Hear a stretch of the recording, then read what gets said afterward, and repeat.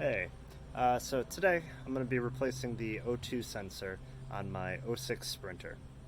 So let's start out by showing you where that's located. Alright, so here's the engine. You should probably have one of these covers. Um, you're going to need to remove that. To do that, you need to undo this bolt here, and there will be another one down here.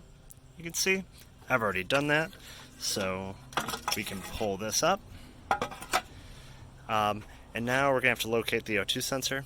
It's right down in here. Just kind of follow this pipe, and let's hope my camera adjusts to the brightness. And there you go. You can see the O2 sensor there, which we're going to remove. Alright, so to remove that sensor, you're going to need one of these sockets. This one is a 7/8, and this is one that's specifically for removing O2 sensors. As you can see, has that slot cut out of it. That lets the wire stick out as you're loosening or tightening. So let me get down there and show you how this fits in. Okay, so as you can see right here, I've got this socket on to the O2 sensor, and right there you can see the cable sticking out of the side. And once you get there, you can loosen it up.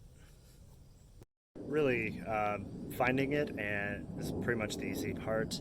The O2 sensors can really seize up though, so I recommend a few days beforehand, in the days leading up to changing the O2 sensor, to spray a lot with PB Blaster or WD-40, any kind of lubricant like that, because they can get really stuck. And yeah, it's pretty simple to just screw on your new O2 sensor and you should be all good. That's really it. Later.